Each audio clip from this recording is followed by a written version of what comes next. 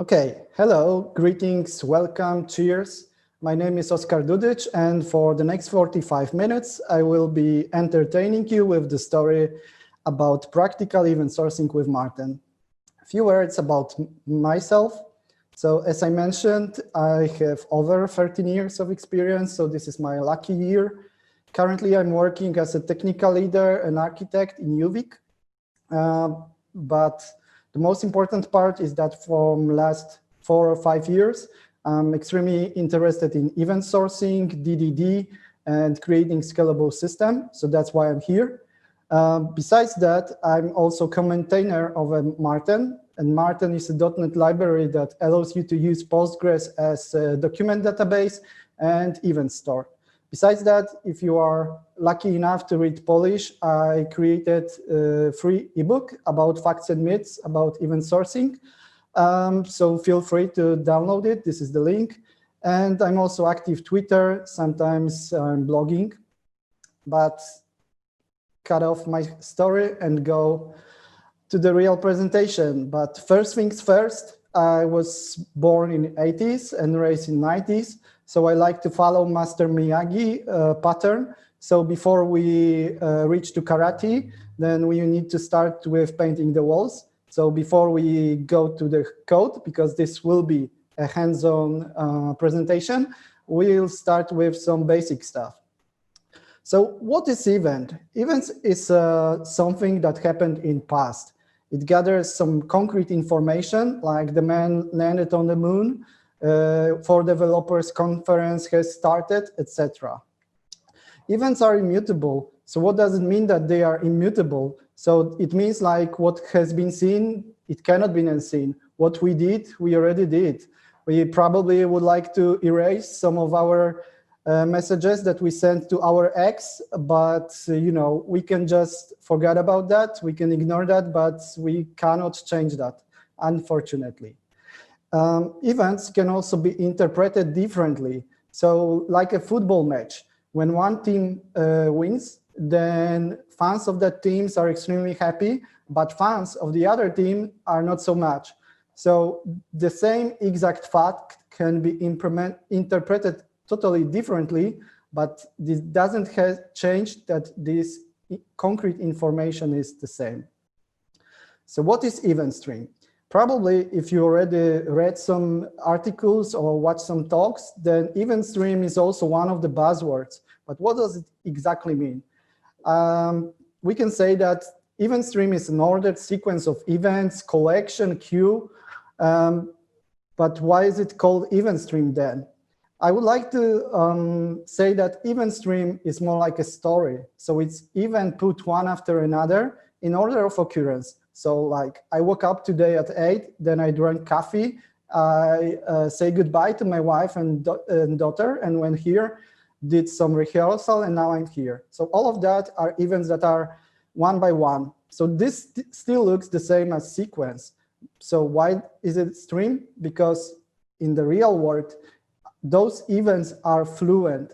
So they are like, you cannot go twice into the same river because and our events are changing. So coming back to maybe some more technical stuff, if our system doesn't have any events, then it probably means that either it's dead, so something was broken, or no one is using that. But in other words, there will be fluent stream of events. And I started with quite a philosophical approach of explaining the things. But event stream is also something that we can see in our regular life. So history of our account, like all of the money that we got, all of the money that we withdrawn, we see them as events occurring one after another. They gather information about the money that we took, the exact time, and the type of operation. Also our calendar, if we keep our calendar. I'm not doing that yet. Probably I should. But if I kept, then if I look on the past days, then for sure I would see meetings, notes, and all of them are ordered by date, by concrete time, and gather concrete information. The other thing that we can see as event stream is our system event viewer. So Jakub asked me about the system that I've been using. And for sure, if you've seen this event viewer, then you were not lucky enough because you probably were investigating bugs. But we all know that it gathers information at the point of time and something that might be and we would like to be useful. And this is real print screen from logs, text logs from my system. If you are using AWS, then this is CloudWatch, the system for storing logs. And all of the logs, all of the text that we put into the system log, it's also an event stream because it's ordered. All of those logs happened at the exact time, and it's fluent because if our system is alive, then our log is growing. And in the last few years, few people found out that if we start to model our system with events, then we might find extremely helpful experience. So how come? So we can schedule a meeting that will be run both by business people and technical people like us. And we are putting those orange sticky notes and also other colors after that. And if we start to model workflow of our system like that and put concrete events like reservation created, invoice initiated, shipment sent, etc., then we can model even really complex stuff. So that's called event storming. Probably a lot of you already done it. The rest probably at least heard of that. And the author is Alberto Brandolini. And as you can see, we can put quite a lot of sticky notes. And what's most surprising for me is that event is a term that is better understood by business people than for the developers. My product owner in my previous project, after a few weeks of working with us, was able to even ask us, why aren't you send them such and such event, or why are you using command instead of events? Because we, as a technical people, when we hear event, then we probably think about left mouse button click or text change, etc. Those are also an event, events, but technical events. And we are speaking right now about business-related events. And this is a quote from Greg Young, one of my favorite quotes that I like to show to other people. During our learning and at the university or in our work, we are taught to think about the system in tables, code structures, classes. And when we start to think and start to model our system with events, then it forces us to stop to think about that. I'm not sure how you are doing your business analysis, but for me personally, it's really hard to throw away from my head thoughts like, okay, so I will create class that and that, then I will use such and such queue, and I will create such table. Now, if we think about events, then we are just disturbed, and then disturbed in a good way. So working with events, creating better and closer to the business classes. But okay, so all of that introduction, but how to model technically, even in our system. So what does event contain? And event contain type. We can also say name, but in event sourcing terminology, it's usually type.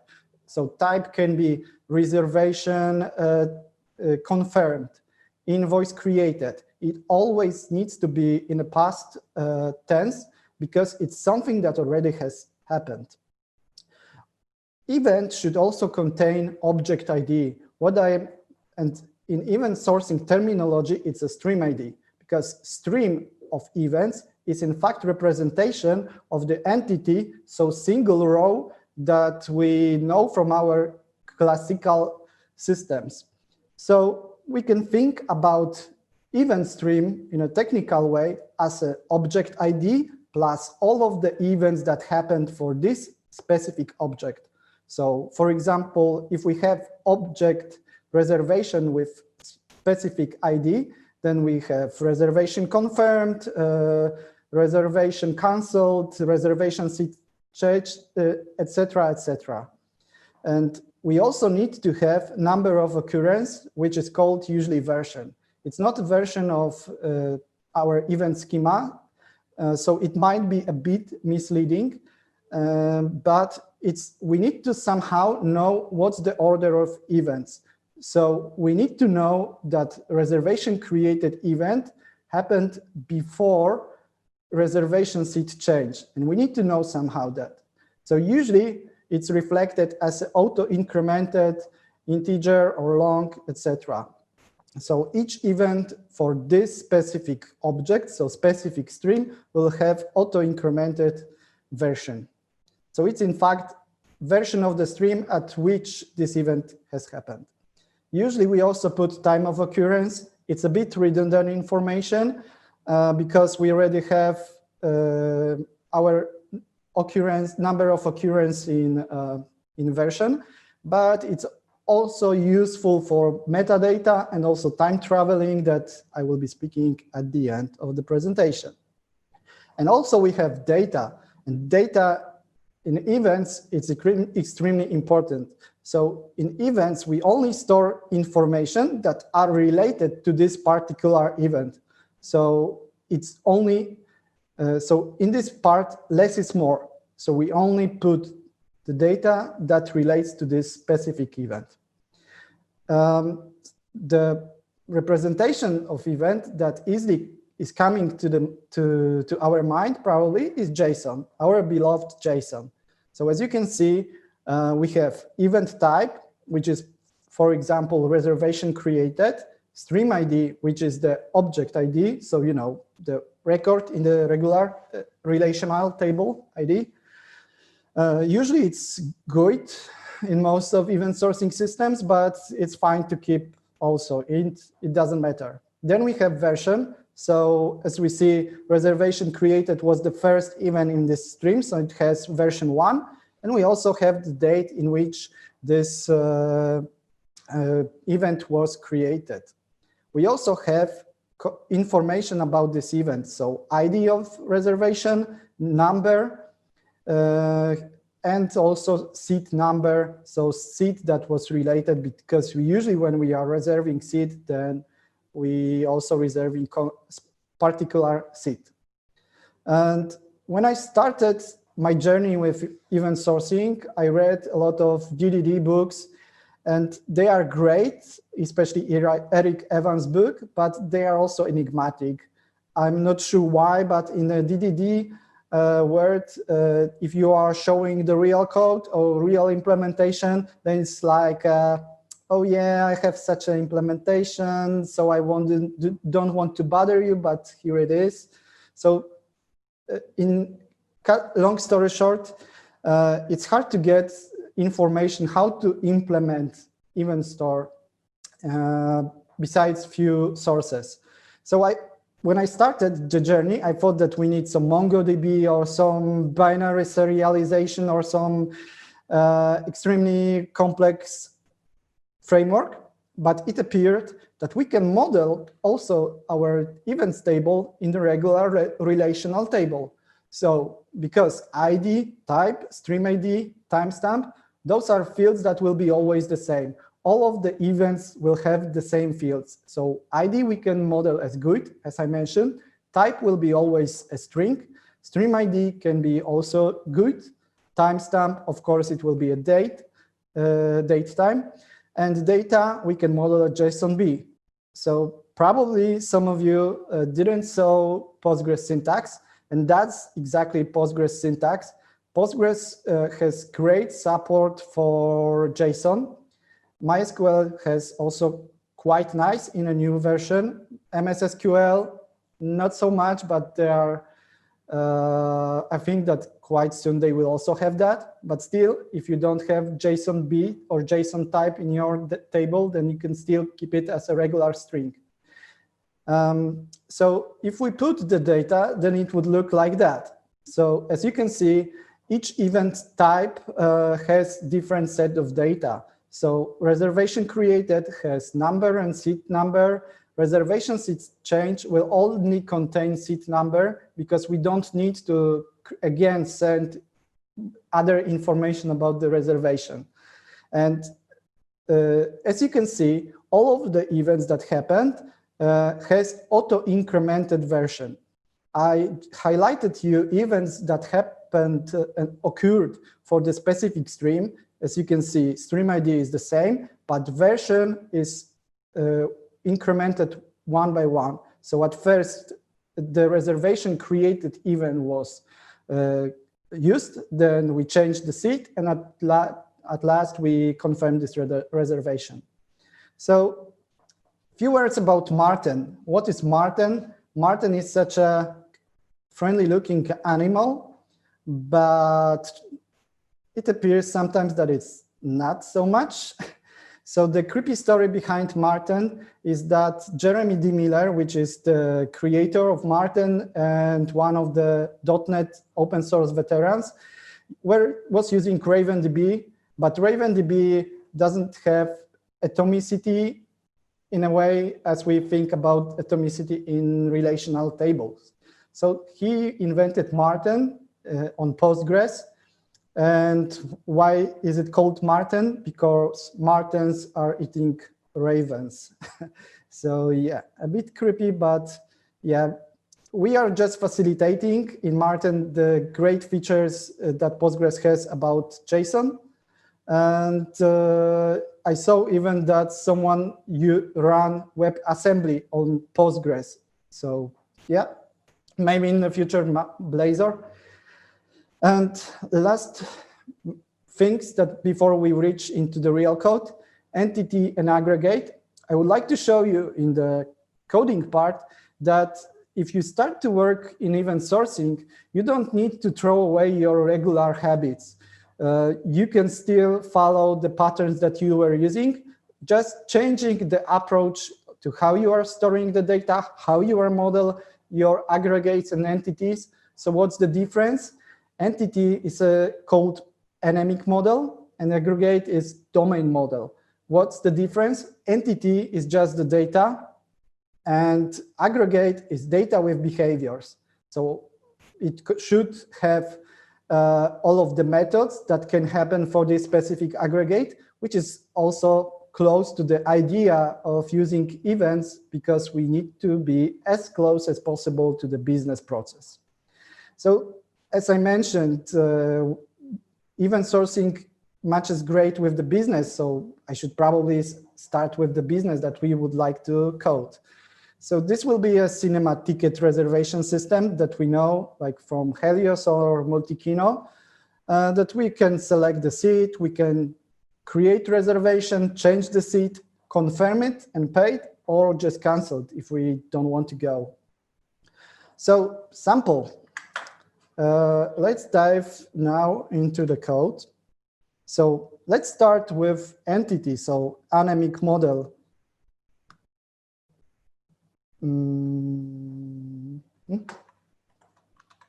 So concert. If we are modeling our data with entity framework or other ORM, then that's probably how our entities are looking. Probably we also have some collections, etc. And that's fine, but we don't have any behavior. So the only difference that should happen if you are modeling and you are creating system with event sourcing is I would recommend you to start using aggregates because it helps to encapsulate all of the business logic in a specific place. So even if you don't want to do event sourcing, then this suggestion still applies. So as you see, this is an aggregate of reservation. We have seat ID, number, status. So it's still model because we have data that will be specific that we will be storing and using in our business logic. What's the difference between the regular approach is that we have some business logic. By business logic, I mean simple validation, some unique human readable number generation and all that stuff. We also have methods like exposed, like change seat, confirm reservation, cancel reservation, and all of that. So that's something that usually is done in services or sometimes in repositories, depending on your preferences. So I would just suggest you to put it like that. Why? Because that will help you to implement the event sourcing system. So let's start with an approach. Let's start with creating reservation. And I will try to explain you the pattern that will be then used in also other methods. And I will explain you how to append event into the stream, then how to read the state, etc. So the first part is business logic. As you see, this is not a fancy business logic because we only have some validation and some number generation. Then we are creating event that we will be then publishing and storing in our system. This part, let's skip for a moment. So this third part. And let's say that this is an appending event into the cache that will be saved. And the last part is state application. So again, business logic, then we are creating event. An event is always a simple DTO. So it only gathers information that are specific for this operation, like tentative reservation created that has reservation ID, seat ID, and number. And this is also pattern how to create immutable objects in .NET. So in .NET 5, it will be even easier. But right now, we can create only getter that will be set in the constructor. So still, nothing fancy. We are just creating event and providing data for this. So we have event object, and then we need to apply this state. So what will be the state after our operation? So we need to remember in our model all of the data that are from event. So we store ID as a reservation ID, seat ID, number, and this is really good stuff because as you see, based on the type of event, we can also interpret what's going to happen. So we already know based on this type that this status of the reservation will be tentative. And we also need to increment version. And after that, we will have state of our system, of our entity. So why do we need to do that? Why don't we just copy and paste this stuff and put it here as we regularly do?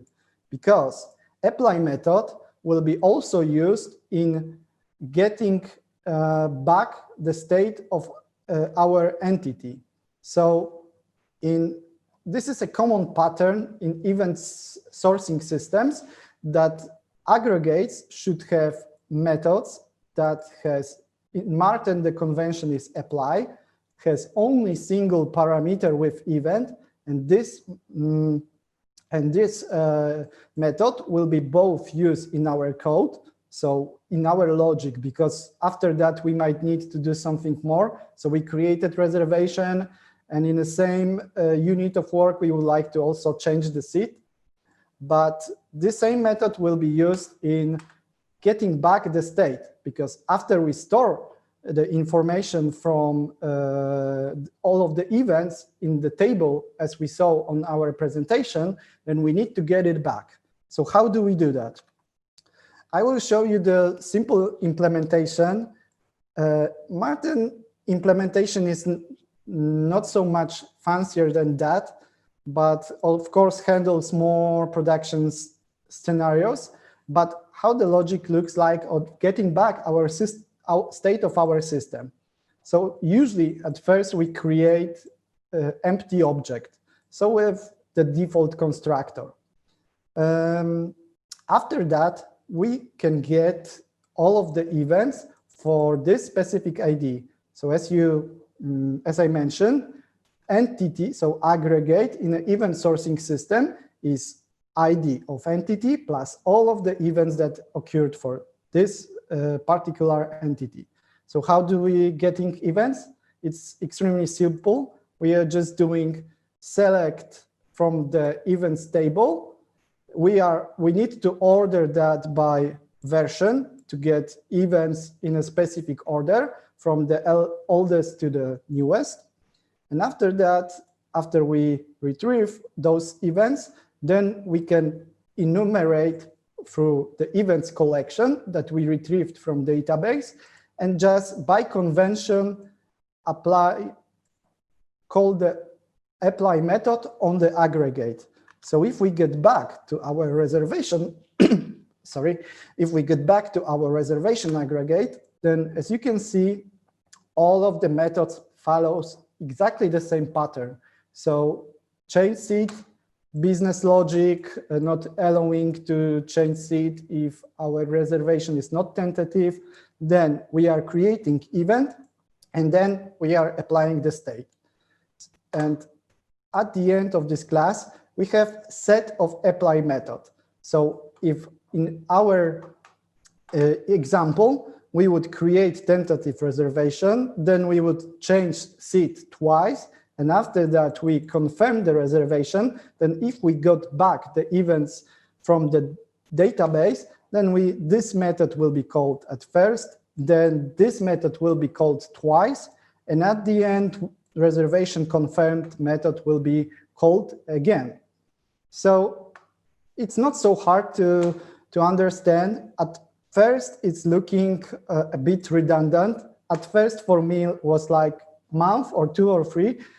I thought that, yeah, it's dummy that we need to do that. Why is it not happening magically behind the scenes? But after that, I realized that if we keep this pattern, then it's also easier to write our specific code, because previously I was writing code that was at first doing validation, then setting some state, then doing again another validation, and then doing some other mambo jumbo. And that's not ideal. It's much easier if we have some pattern and we don't mingle validation business logic with set transition. And having that, I believe, or at least for me, it's much easier and much more understandable what should happen. Okay, so we know how to retrieve the events from database and how to get back our state, but let's see how we can store our events. So as you saw, I wrote that this enqueue method is appending event into the cache. So what does it mean? In the base class of our aggregate, we have collection of uncommitted events. So all of the events that happened during our unit of work. So one request, we can think about that like that. And if we call enqueue, then we are just simply putting event into uncommitted events queue. And then we also have method that allows us to take all of the events from this queue and use it. And where to use it? I'm not sure if you like repository pattern, but if not, then still repository pattern is widely used. So we can model our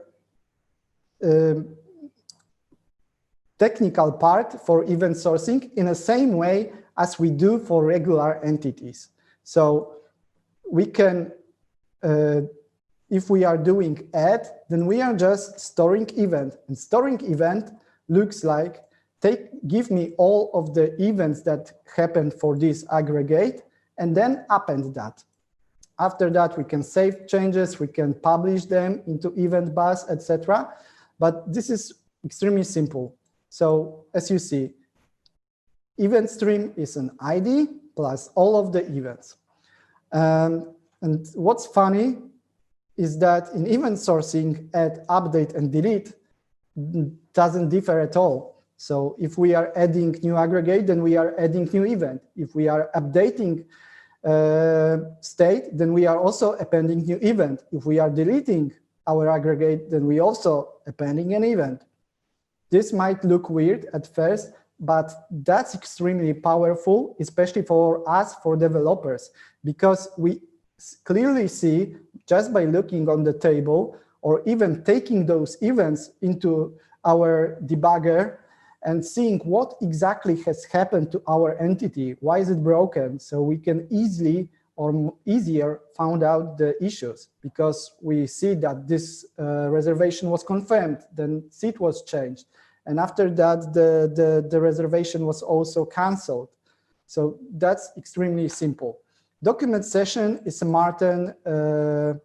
You can treat it as a DB context. We can, and in an event sourcing, getting back the state, as I show you, so getting the events from database is calling aggregating stream. So Marten exposes methods that does all of that for us. Same for appending events. So if we have this repository, then as you probably can think of, this we can use it in exactly the same way as it's familiar for us. This is a CQRS example, but the same type of logic you could put into your service or controller. So this is extremely simple. So if we would like to change the reservation seat, then we can just at first find the aggregate, so get all of the events that happened before our current action, aggregate stream, so apply the state, then create new event and publish it. And that's all. That's our right model. So let's get back for one single slide to a presentation. For me, it was really hard to understand at first. Well, okay, then right model is rather simple, but how to get the data? Because it won't be performant to get all of the events each time, or how I could take the list of reservations. So if I have 10 reservations and each of them have at least 2 events, and I would need to get 20 events and apply that. Of course, that should not happen also in event sourcing system, because while doing event sourcing, you should use, at least in the storage layer, CQRS. So split the write model and read model. And the simplest read model is snapshot. So this is me, as you see, and this is my wife. It's our honeymoon. And this is a picture of the specific moment of our honeymoon. So we just took the photo, and snapshot is exactly the same. So if we get back to our code, and if we see that if we are storing event and we are already sending aggregate, then why not to store also the most recent state into the database? So Marten, as you know, as I mentioned, is also able to store classes as documents. So documents is also ID plus JSON. Extremely simple. And so having that, if we just put one single line into our config, so aggregate stream width and reservation, then Marten behind the scenes, if we are publishing event, then we also store the most recent state of our aggregate in database. And then each reservation will be put as a separate row in a separate table created for this aggregate. And then we can use the queryable as we do for entity framework or other ORMs, it will be exactly the same. And Marten has really good support for Linku. It's probably a bit worse than in entity framework, but currently Jeremy is in a zone and it's working on V4 to really rewrite our Linku part. And yeah, this will be really, really huge enhancement. But still, it's working, and it's simple as that. So that's snapshot. So storing the state of our aggregate as a separate row, and then when we are querying, then we are just querying as we do for other relational data. Projection. Projection is, in my opinion, the most powerful part of event sourcing. What's projection? I already mentioned that some terms of event sourcing and event-driven design are not so great. Event is easy to understand, but the rest, it's not so intuitive. I usually try to explain projection as a psychological mechanism of projection. So we are interpreting other people's behavior based on how we are behaving. So for example, I could probably interpret that if I see lying person on the pavement that he drank too much. So that would be my projection, but still this person could be just ill or faint, etc. But as I mentioned, we can interpret as this goalkeeper and the scorer the same event in totally different way. And Marten also supports that. So if we see on the reservation short info, which will be just shortened information just for reservation list. So number and status, we don't want to see seat ID, just that. Then projection is just simple class. It also has apply method with event. We are also applying state based on event. And what we just need to do is to have the projection class. We are informing which exact class will be representation of our state. So in this one. And we are saying that if this event was published, then find reservation with this ID. So this record with such ID, and apply this event. So change the state of this concrete record like we describe here. So that seems familiar because aggregation and event aggregation that we saw for our aggregate is also projection. Snapshot is also projection. It only always gathers the most recent state. So all of that will be put as a separate record in separate table that we can query.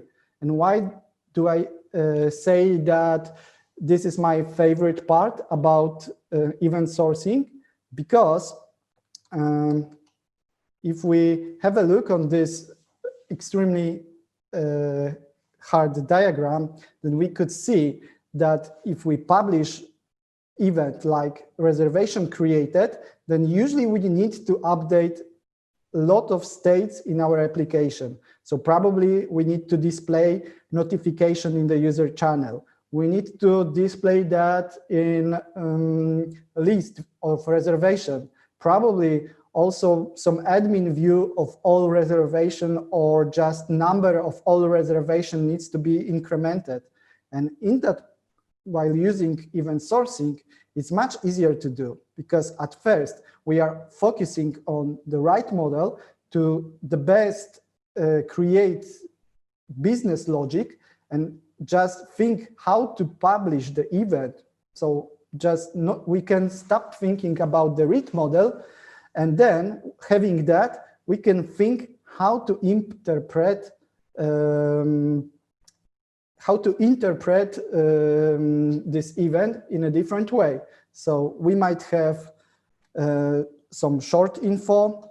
We might have reservation history that will create new record for each event. So we can easily have projection or transformation of our event.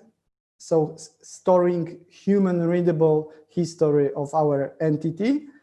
And yeah, that's extremely useful. At least it's cutting the cognitive load, and it's allowing us to focus on the specific part of our implementation. And what's also important is that in event sourcing, the truth is in the log. So in the events that we stored, we can just even erase all of the projections and rebuild them from scratch. If we had bug in our projection, then we can just erase the data, reapply that, or for example, only for single record if this single record was broken. And as I mentioned, there are popular misconceptions, like you need to have eventual consistency with event sourcing. It's not related. Events, of course, most of the event store have eventual consistency, but it doesn't have to be like that. As you saw, we can have event store with strong consistency on the regular database, and we can even put our projection as a regular tables. Also, traveling in time is a nice feature of event sourcing, is that we can just take the set of events that happened before the specific date and just apply them and see what was the state of that. We can also, for example, if, for example, fifth event was broken, then we can just somehow migrate it or remove it and keep the previous state that was fine and touched. So summary, event sourcing is helping us to better model our business flow. So creating better application for our clients. It helps, as I mentioned, to split the development process.